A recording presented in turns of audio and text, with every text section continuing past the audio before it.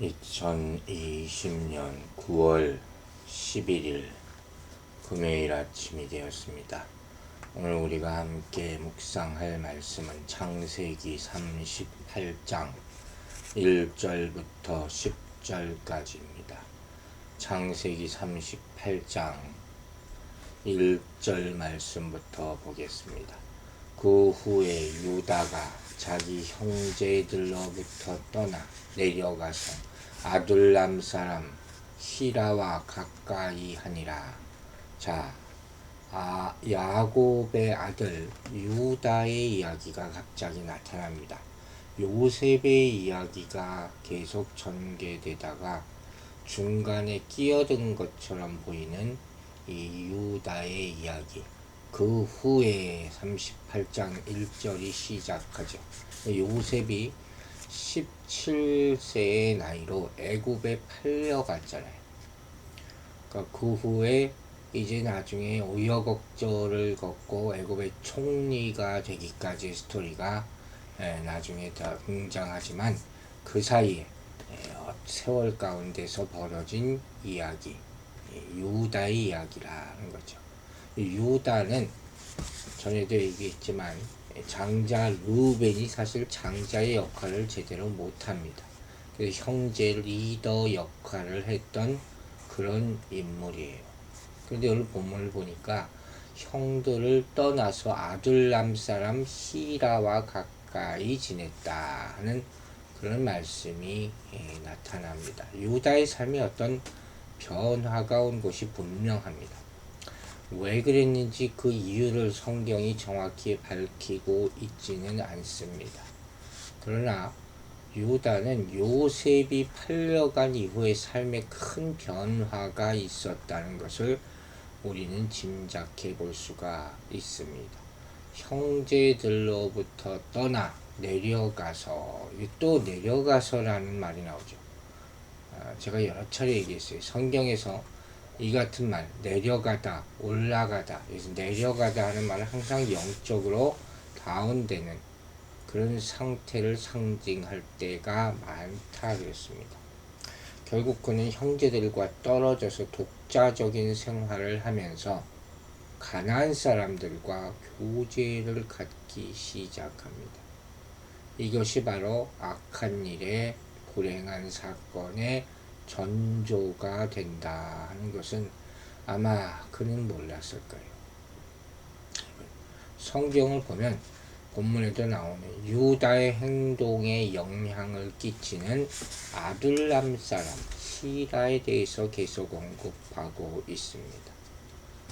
이 아둘람 사람은 나중에 사무엘상에서 다윗이 사울왕의 위협을 받아서 아둘람 둥굴로 피했을 때, 그때도 이 말이 언급되고 있는 것을 기억할 수가 있죠.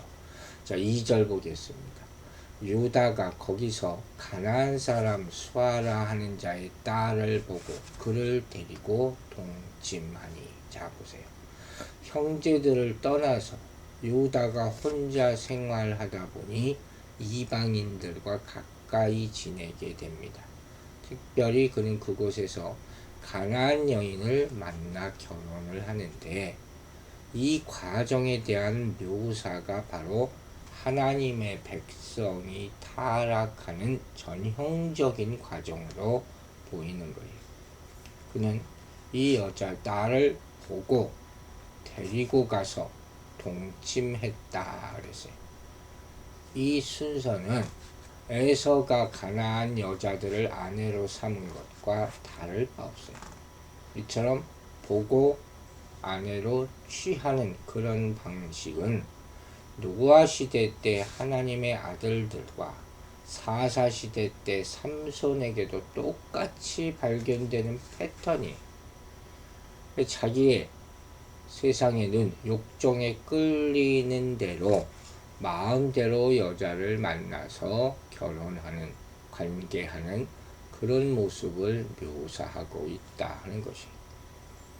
그래서 이러한 모습은 또한 하나님이 이스라엘 백성을 이죽해 하는 그런 이유, 필연성을 보여주는 한 부분으로 영적인 의미를 가지고 있는 것이에요. 왜? 이렇게 놔두기만 하면 가나안 여인과 계속 빈번하게 통혼해요. 하나님의 택한 백성의 주체성이 상실되는 거죠. 또 저들에게 결국 흡수됩니다. 그래서 이미 멸망이 경고됐던 가나안 족속과 함께 하면 결국 그들도 멸망당하게 되잖아요. 하나님은 너무 잘 알고 계시는 거예요.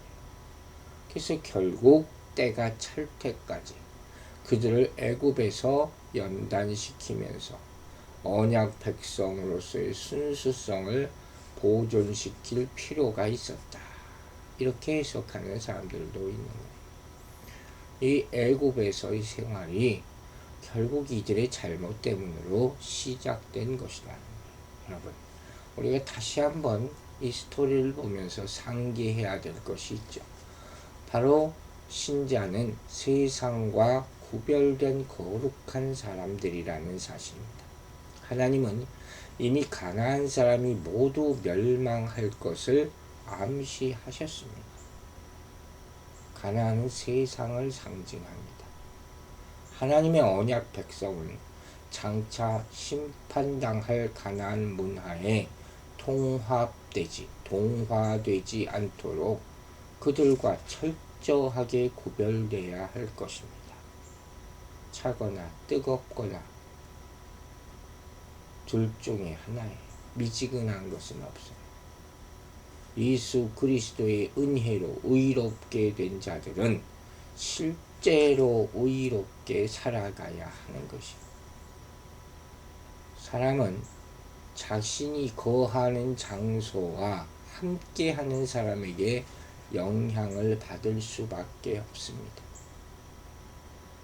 우리 모두 세상의 영향을 받기가 쉬운 연약한 자들임을 명심해야 할 것입니다.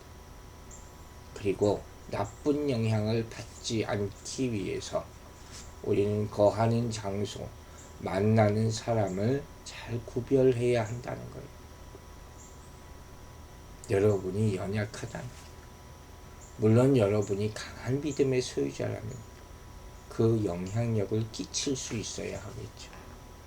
하지만 그렇지 않다면 영향을 받을 수밖에 없는 것을 깨달으시기를 바랍니다. 3절, 4절, 5절입니다. 그가 임신하여 아들을 낳으매 유다가 그의 이름을 엘이라 하니라. 그가 다시 임신하여 아들을 낳고 그의 이름을 오난이라 하고 그가 또다시 아들을 낳고 그의 이름을 셀라라 하니라. 그가 셀라를 낳을 때 유다는 거시베에 있었더라. 자, 그리고 나서 유다는 그곳에서 세 아들을 얻어요. 첫째 아들은 엘, 둘째는 오난, 셋째는 셀라. 셀라를 낳을 때 유다는 거십이라는 곳에 있었다고 말합니다. 자, 여기서 한 가지 의문이 듭니다. 왜 앞서서도 얘기했듯이 왜 유다는 이렇게 혼자 결정하고 결혼하고 아이까지 낳게 되었을까? 아버지 야곱은 그때 뭐하고 있었을까? 왜 유다의 결혼에 대해서 아무 언급을 하지 않고 있었을까? 아브라함은 가나안 족속의 딸이 자신의 친족 중에서 이삭의 아내를 구하려고 종까지 보냈잖아요. 가나안 족속의 딸을 이 며느리로 맞지 않겠다는 것이죠. 이삭도 야곱에게 가나안 사람의 딸이 아닌 외삼촌 라반의 딸 중에서 아내를 채택하라고 말합니다. 그러면 야곱도 고향 족속의 딸 중에서 유다의 아내를 택해야 할 텐데 그렇게 하지 않았죠. 그런 모습은 전혀 찾아볼 수 없죠. 유다가 떠났지만 그들 사이에 자신의 뜻대로 가나안 사람의 딸을 아내로 맞아서 자식까지 얻어요. 야곱의 형 에서의 결혼의 모습과 너무도 유사한 거예요. 이러한 선택은 결국 유다의 집에 큰 비극을 가지고 옵니다. 유다의 아들 엘, 오난이 여호와의 앞에서 악한 사람이 되어서 하나님께 죽음을 당하게 되는 것이에요. 자, 이제 6절과 7절을 봅니다. 유다가 장자 엘을 위하여 아들을 데려오니 그의 이름은 다말이로라. 유다의 장자 엘이 여호와가 보시기에 악함으로 여호와께서 그를 죽이신지라. 보세요. 유다의 장자 엘이 장성하자 아들의 결혼 대상자로 다말이라는 여인을 데리고 옵니다. 다말이 어느 지역 출신인지 어느 민족 사람인지 전혀 언급되어 있지 않습니다. 하지만 중요한 것은 성경은 유다의 장자 엘이 여호와 보시기에 악하다. 무슨 행동했는지는 알 수 없지만 차라리 모르는 게 나을 수도 있어요. 이럴 때는. 어쨌든 그의 삶은 하나님이 더 참으실 수 없을 정도로 악했다. 그 결과 엘이 하나님으로부터 죽임을 당합니다. 이 충격적인 사건이에요. 하나님이 이전에 이렇게 친히 개입하셔서 개인을 죽인 적이 없으세요. 물론 아브라함의 아내 사라의 일로 인해서 애굽왕 바로의 가정에 재앙을 내린 적도 있으시고 또 아비멜렉의 꿈을 통해서 경고하시기도 했죠. 한 사람을 이렇게 직접 죽였다 이렇게 표현된 경우는 이제까지 없었어요. 그러니까 이 엘이 하나님 앞에서 얼마나 악했기에 하나님이 직접 죽이셨을까? 참 너무 궁금하긴 해요. 하나님은 노아 시대 사람들의 행위가 부패해서 사람들을 멸하셨죠. 이 소돔 백성들이 너무 악해서 그들을 멸하셨어요. 그러니까 이런 것으로 봤을 때 엘의 삶이 노아 시대 사람들이나 소돔 백성과 같았다는 것을 알 수 있는 것이. 여러분, 악은 반드시 하나님의 심판을 받게 되어 있습니다. 그러므로 사람들은 심판하시는 하나님을 두려워해야 합니다. 하나님이 악을 심판하신다는 것을 경각심으로 가지고 있어야 돼요. 잊어서는 안 돼요.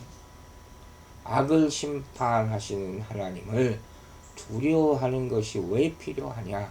바로 죄에 대해서 무감각과 방종함을 방지할 수가 있기 때문이에요.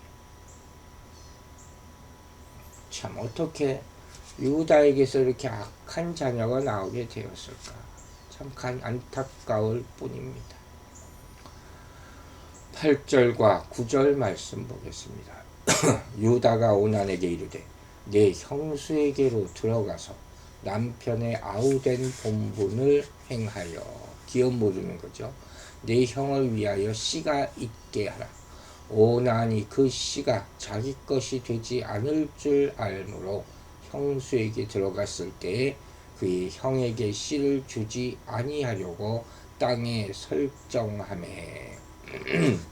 자, 유다는 엘이 죽어서 이제 자식이 없잖아요. 그러니까 형을 위해서 씨가 있게 하라는 명령을 오난에게 내리게 됩니다. 그런데 이 오난이 생각해 보니까 형수와 동침해서 아들을 낳아도 아들이 자신의 아들이 되지 않고 형의 아들이 되는 거죠.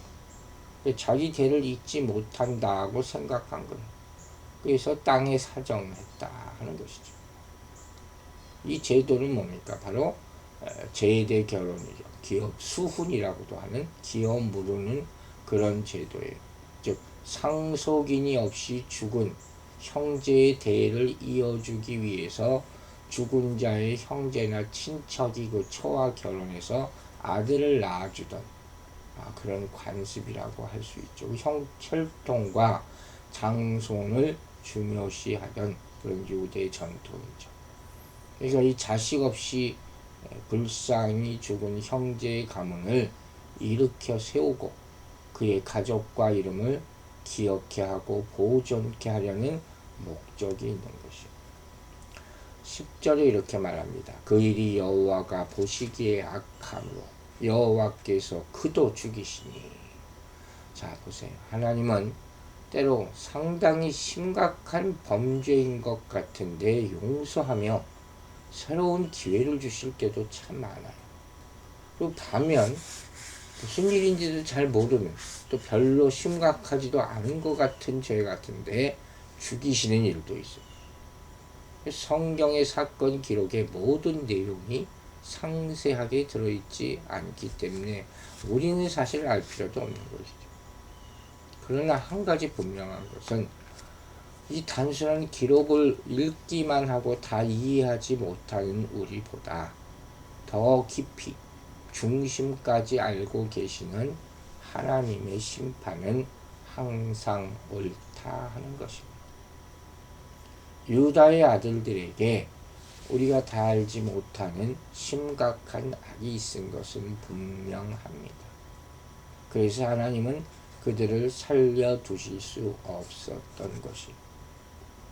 형이 심판받는 것을 보고도 원하는 형의 대를 잇기 위한 하나님의 은혜의 명령조차 거역하는 악독함을 드러내고 결국 벌을 받게 되는 것입니다. 분명히 그에게 심각한 문제가 있었다는 것입니다. 탐심이 있었을 것이고 이해타산이 있었을 것이고 분명히 하나님께 불순종하는 죄를 저질렀음을 봅니다. 이와 같이 악은 죄는 죄를 낳게 됩니다. 그 고리를 끊고 예수 그리스도로 거듭나는 우리 인생이 되기를 주의 이름으로 축원합니다. 기도하겠습니다. 아버지 하나님, 오늘 우리가 참 유다 인생에 어려운 일이 일어나는 광경을 봅니다. 사단 마귀는 항상 우리를 공격하고 속이는 악한 일들을 행합니다. 우리가 이것을 깨닫고 우리의 믿음을 오늘도 지켜나갈 수 있도록 도와주시옵소서.